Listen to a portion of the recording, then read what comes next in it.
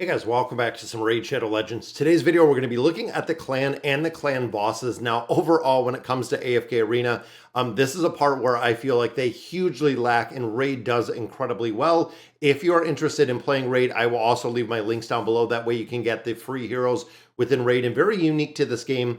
You don't need all of the copies of the same heroes to actually get them out. Once you get one copy of a hero, you can build them up progressively, which I do like. It's a pretty cool system in here, but I wanted to break it down and show you exactly what we get out of the clans in here. Now, looking at the clan, you can see we have all the info in here. We have all of the contribution limits. In here, you can go ahead, you can check in every day. If you're an active player within Raid, you can actually go in here and they give you ancient shards. They give you rewards based on clan progression. So if you're in a clan and you're making progression within the clan, it is essentially accumulating those points, going into everyone's pool to get these chests faster. So again, very cool aspect on how they do this. Now we have the clan ranking. There are a lot of clan big ranks. Now here we have quests. Now this again, it's something that I feel like could add a whole nother dynamic when it comes to AFK Arena.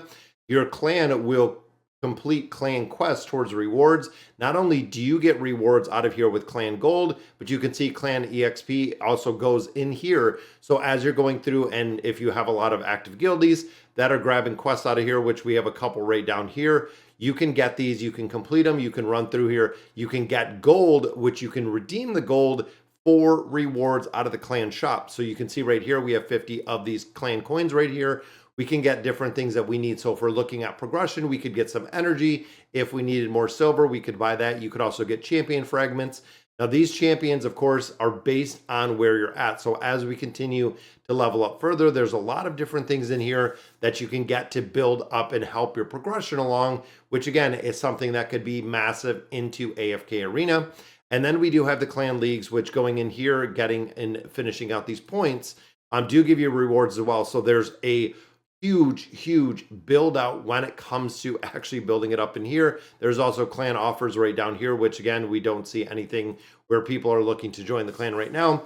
And overall, I think I'm going to have to look for a clan that's a little bit more active, but it's pretty cool how they did this. Even looking at mystery shards, ancient shards, beating the dragon. So doing summons, doing achievements. There are individualized achievements for the clan specifically, which I absolutely love. Now, the big part, like we've talked about before, is when it comes to clan bosses. This is one thing. The clan bosses are right here. You can see we have the Demon Lord, we have the Chimera, and then we do have the Hydra right here in the middle. I'm not a level high enough, but looking in here, not only do you get everything for being active within the clan itself, you can see based on my progression, based on my damage, they do give me, here's some gear, here's some brew, and then out of here, they do give me the ability to get a lot of additional rewards based on my personal progression. So there's another piece of gear. There's some greater force potions. So going in here and looking at the bosses themselves, you can see we have easy, normal, hard, brutal, nightmare, and ultra nightmare for these bosses. Now, each one of them does things specifically to, like this one's a little bit different than what we see with the Chimera, but it's awesome how they do the bosses here. So once this boss actually dies, you can use the next one, or I can actually just pick which one I want to. If I'm a larger level player, if you know I have a lot of my champions built, I can come in here and look, I can go in here and fight brutal, I can fight hard. And if you kill these, so again, the progression system, and as a guild, if I kill the boss, for instance, I go in here and I fight on easy. I go in here and I battle. Here's the team that I'm set. I can turn off quick battle so you guys can actually see what it looks like visually. It's kind of crazy, but if the guild itself kills the boss, you get double the rewards.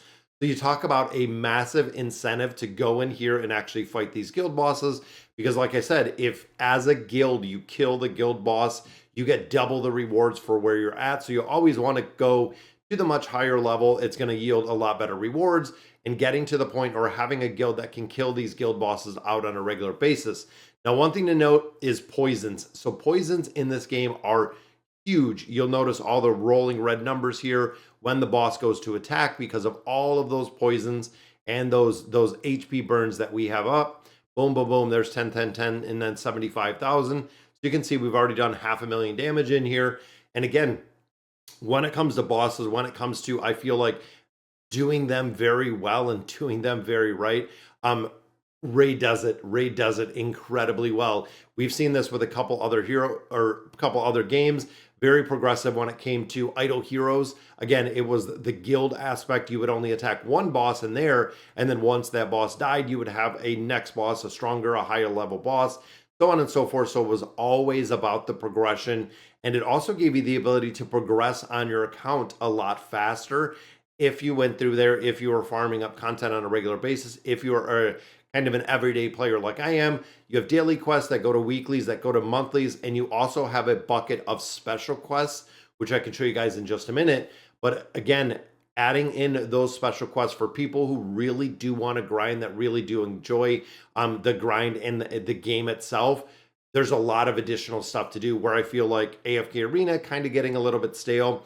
They have to change the guild bosses. They have to change the guilds. Again, I feel like that is something that has been a miss for an incredible amount of time, and definitely wanted to showcase what they could do here and how they could make changes, honestly. Because if they went in there, if they did some alter or some changes to the guild bosses, added in some reason to be in a higher level guild, reason to make progression with your guild, getting additional rewards, getting additional, I mean, you could get some insignias out of there. You could get some Stargazer scrolls. You could also get some time emblems.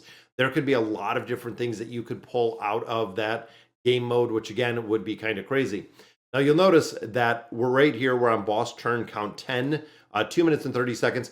So once you get to the point of 10, the boss gets stronger every single time. So essentially, you have a very short runway to get all of your damage in, and then every turn after that, the boss just gets stronger and stronger and stronger, meaning that we're going to die out usually within another round or two, just for the simple fact that the boss continues to get stronger. And you can see some of my Mausoleum Mage and a couple other ones are down here actually dying. This is Alice from Alice in Wonderland. They had a really cool crossover event. And you can see, there we go, one of my heroes goes down. And then I do have this guy right here, which champion can raise them up, shield them, and heal them. So again, it's very cool to see the build and how many different champions. This game has hundreds of champions that you can get. The summons a little bit more random, but like I said, you don't need 8, 10, 12 copies of the exact same champion every single time. You can get one copy of a champion. You can go ahead and you can build the champion up how you see fit. There's a whole mastery system. There's a whole gear system. There's a lot of things that go into the build of the champions within Raid itself, which again, I'll leave my link down below if you want to get some free champions. It's really cool. As you can see, we're at count number 16. My goal here is 20. There is actually a quest to get through 20 boss stages, but I don't think it's going to happen. I don't think we're going to have enough. See, right there, just took out half my team. We can get to usually 16 to 18, and then we are out. Got all the poisons up right there, though. This is also Kale. I did just get him up a much higher level. I got him to 60. 60 is the max level in here. So there we go. So 3.61 million damage. So if we skip this and I look right here, 3.16, you can see 1.15. So I'm going to get this chest. If we kill it, beat the boss, the clan boss, to double your clan's reward. So if we actually kill this boss, we will double the rewards we get in here. So normally throughout the day, we get 3 keys. So I'll do one easy, I'll do one normal, and I'll do one hard.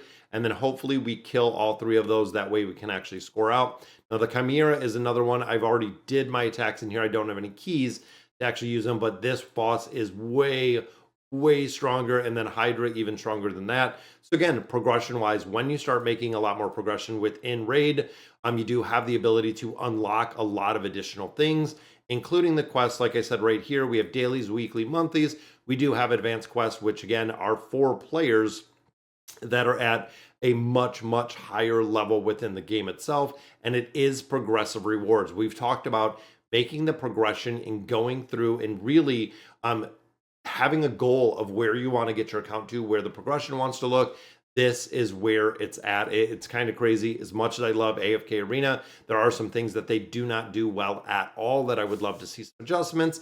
And there's some things in Raid, of course, that they don't do well at all. And again, Both games has its own pros and cons. Both of it have the free to play aspect, the pay to win aspect. But guys, that's going to do it for today's video. Wanted to showcase those bosses in there, but let me know in the comments what you guys think. And as always, thank you guys for watching.